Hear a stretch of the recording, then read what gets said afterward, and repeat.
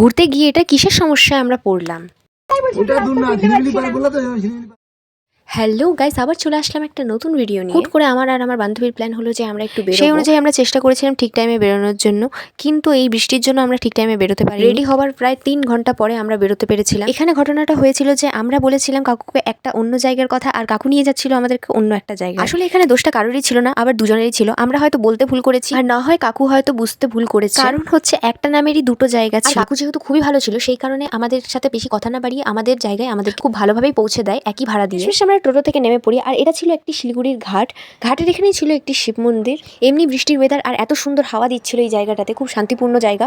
আর এটা হচ্ছে সেই ঘাটের গেট। ঘাটের ঠিকই অপোজিট সাইডে একটি মন্দির রয়েছে। আমি এখানে গিয়েছিলাম রাতে, কিন্তু এখানে দুপুর টাইমটায় সব সিজনের জন্য এত কমফর্ট, এত সুন্দর হাওয়া দেয়, আর আমরা অনেক কষ্টে একটা সিট পেয়েছি। বাইরে যাওয়া আর খিদে পাবে না সেটা কখনো হতে পারে, তাই আমরা চলে গিয়েছিলাম কিছু খেতে। তারপর অনেকটা টাইম চলে যাওয়ায় আমরা খাওয়া দাওয়া শেষ করে রওনা দিই বাড়ির দিকে। আর এই ভিডিওটি যদি ভালো লেগে থাকে তাহলে লাইক, কমেন্ট, শেয়ার করো। ফেসবুক থেকে দেখলে পেজটা ফলো, আর ইউটিউব থেকে দেখে থাকলে চ্যানেলটিকে সাবস্ক্রাইব করে দিও। দেখা হচ্ছে নেক্সট ভিডিওতে। আজকের জন্য বাই।